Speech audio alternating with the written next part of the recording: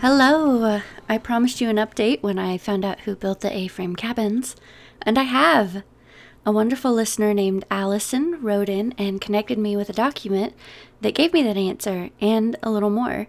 It's an environmental impact study of the stretch of land between Bremerton and Gorst when they were assessing whether or not to make improvements to the highway in the 1990s.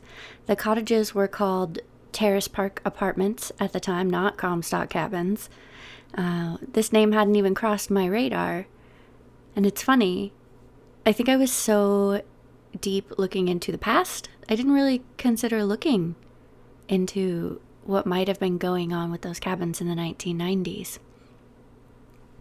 So the mysterious figure who built the cabins is a gentleman named Paul Ford. He was an engineer by trade, and he started building the cabins from local materials that he could freely gather during the Great Depression. He intended to rent them out to make some extra money, and they were also a project to help keep him busy when there wasn't any work. He had help from his son and some nephews. His son Tom was interviewed in 1993 specifically for this study. There's a lot of talk in here about the cabins being eligible to add to the National Register of Historic Places, but it obviously never happened if they're getting torn down. I checked both the National Register and the State Register. Nada. There were originally 11 units, but only 9 units were standing when the survey was conducted, and Unit G, the largest cabin, was disincluded from eligibility because significant changes had been made to that cabin. Cabins A through E, which were in that front building altogether, are now torn down, so that only leaves cabins F, H, and I, who might be eligible, but asterisk, that assessment was 30 years ago, and if they haven't been kept up, it's possible that none of them would qualify for the National Register now. There are some old Kids Up Sun articles about the highway proposal. The owner of the cabins at the time says they'd rather see the cabins torn down if the freeway goes in. The mayor is quoted saying that there's no public outcry about the cabins, and I guess that the champion of the cabins, it's the Federal Highway Administration. Some of the proposed changes had the cabins being torn down in favor of widening the road, but they escaped destruction because it was slightly cheaper and faster to reroute the highway plan around them rather than demolish them. It's wild to think in the very same years that I was tucked into a church van rattling down the road, daydreaming about those cabins, they were so very close to destruction because no one cared about them. Mr. Ford called the style of his cabins Northwest A-frame and sought to build the cabins not just in nature but to be part of the natural landscape and with the natural local materials. He chose the name Terrace Park himself, so that's the name I'll be using for them from now on. It turns out that after the Terrace Park cabins, he actually built other A-frames on the peninsula. He built an A-framed schoolhouse in Belfair that was called the Chalet School, and a place in Union called the Robin Hood Lodge. The Chalet School stood from 1936 to 1971 and was torn down, but I found a website for the Robin Hood Lodge. It's still there. There's a variety of different style cabins there, but the restaurant building is a dead ringer for the Terrace Park cabins. I'll put a link down below in case anyone wants to have a look.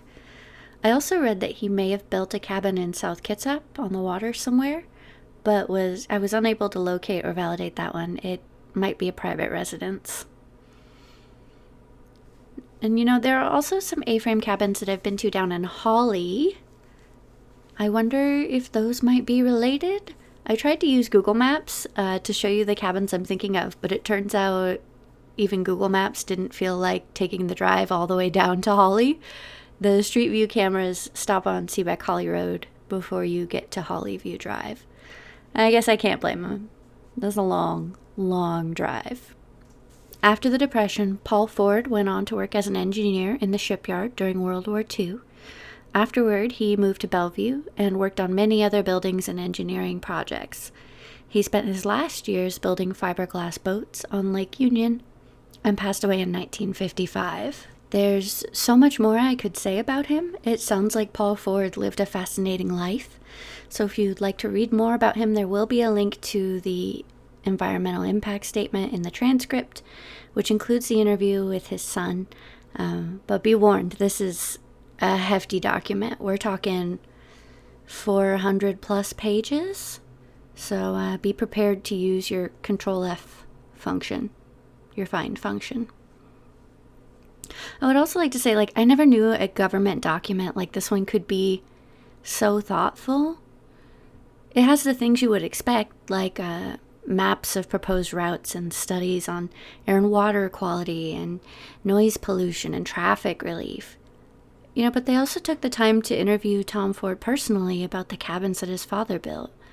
There are documents about an archaeological shell midden site that must be preserved, and correspondence with the Suquamish peoples about the possible impact of the highway on the marine life and their right to fish granted to them by the Treaty of Point Elliott. I think a lot of love and care went into this document. And then lastly, I wanted to give you a quick update on the state of the pod. I had a long dark period over the holidays. I'm still figuring out the best way to organize my time and conduct my research and get my recording done when the house is quiet. So thank you for staying with me as I learn, and I'm optimistic that things will get easier as I settle into a routine and, libraries and the Historical Society and things like that start to reopen. For now, I'm going to stick with a monthly schedule and a Monday release date. I promise you I've been working quietly behind the scenes with my big stack of old books and my big cup of coffee. Thank you to everyone who has sent me messages and emails. I am so glad to hear that there are other folks out there who are just as interested in this quirky town as I am. Stay tuned for more. Next up, I'm going to cover the Erlands Point Massacre, also known as the Hammer Murders. Gonna get some of that true crime vibe going. Did you ever live in the Terrace Park Apartments, or maybe attend the Belfair Chalet School? Maybe you've paid a visit to the Robin Hood Lodge? If so, I would love to hear from you. They sound like fascinating and beautiful places to have been. Do you have questions about Bremerton and its history? If so, I'd also like to hear them. Drop me a line and let me know. We're on all of the usual social media as @Bremelore. And if you want to learn more, don't forget to subscribe. Bye.